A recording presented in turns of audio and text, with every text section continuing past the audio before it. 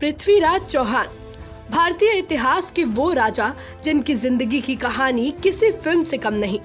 कुछ साल पहले जब अनाउंस किया गया कि डॉक्टर चंद्र प्रकाश द्विवेदी उनकी कहानी को पर्दे पर उतारेंगे तो एक्साइटेड होना लाजमी था। डॉक्टर चंद्र प्रकाश ने यश राज फिल्म्स के लिए पृथ्वीराज लिखी और डायरेक्ट की है। अक्षय कुमार पृथ्वीराज चौहान का किरदार निभाएंगे।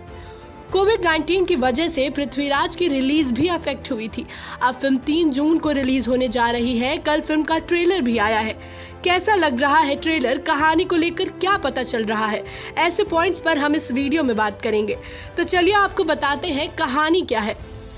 पृथ्वीराज के ट्रेलर लॉन्च इवेंट पर अक्षय ने कहा कि डॉक्टर द्विवेदी ने उन्हें एक किताब दी थी, पृथ्वीराज रासो। साथ ही कहा था कि इसे आहिस्ता आहिस्ता पढ़ना।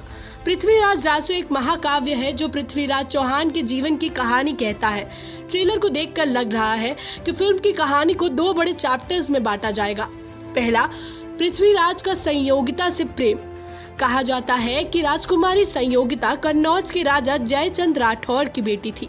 उन्होंने पृथ्वीराज का चित्र देखा था और पृथ्वीराज ने उनका, और दोनों ने मन ही मन एक दूसरे को जीवन साथी मान लिया।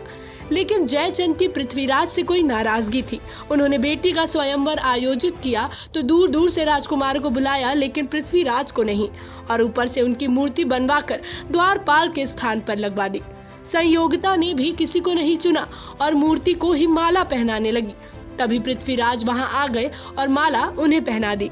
इससे पहले कि जयचंद कुछ करते, पृथ्वीराज संयोगिता को लेकर चले गए। वहीं फिल्म का दूसरा बड़ा हिस्सा है मोहम्मद गोरी से उनकी जंग। कैसे गोरी से उन्होंने 2 युद्ध लड़े, पहले में जीते और गोरी पर रहम दिखाते हुए उसे जिंदा छोड़ दिया। दूसरे युद्ध में गोरी जीत गया और पृथ्वीराज को बंदी बना लिया। लोहे के गर्म सरियों से उनकी आंखें फोड़ दी, लेकिन आंखें ना होने के बावजूद भी कैद में होते हुए पृथ्वीराज ने उसे मार डाला। अब ये कैसे हुआ, ये तो आपको फिल्म देखकर ही पता चलेगा। पर हम बात करते हैं कि ट्रेलर कैसा है। उत्तराधिकारी रिश्ते से नहीं, योग्यता से चुना जाता है, शौर्य के लिए, वीरता के लिए और न्याय के लिए।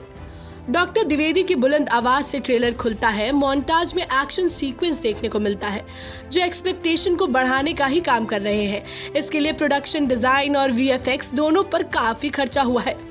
मीडिया रिपोर्ट्स की माने तो फिल्म को करीब 300 करोड़ रुपए के बजट पर बनाया गया है। डॉक्टर द्विवेदी ने अपने एक इंटरव्यू में बताया था कि पिछले 18 सालों से पृथ्वीराज चौहान की कहानी उनके साथ है। वो इसे लंबे समय से बनाना चाहते थे, इसलिए जब मौका मिला तो उन्होंने कोई कसर नहीं छोड़ी। यही वजह है कि फिल्म में हर मुमकिन चीज को क्लोज टू रियलिटी रखने की कोशिश की गई है। फिर चाहे वो लोकेशन पर जाकर शूट करना हो या किरदारों की राजस्थानी पगड़ी, सब पर बारीकी से काम हुआ है। ट्रेलर देखकर लग रहा है कि फिल्म के वॉर सीक्वेंस उसके हाई पॉइंट्स में होंगे। वहां भी VFX और एनिमेशन का काफी इस्तेमाल हुआ है जो हल्के नहीं लगते। खास तौर पर ट्रेलर के एंड में आने वाला शेर का सीक्वेंस, ऐसे ही सीन्स पर सिनेमा घरों में हूटिंग होती है। इतने प्लस पॉइंट्स के साथ यहाँ एक बड़ा लेकिन है, वो है खुद फिल्म के नायक। पूरे ट्रेलर में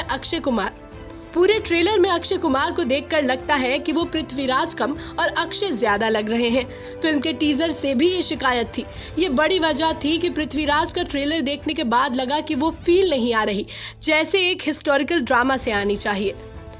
अब कौन कौन है फिल्म में?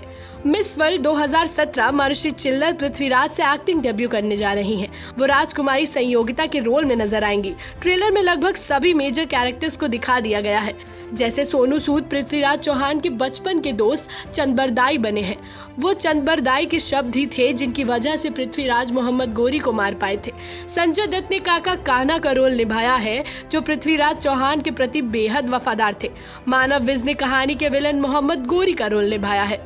For more interesting videos, keep watching Bollywood Khabri Janhitt Times.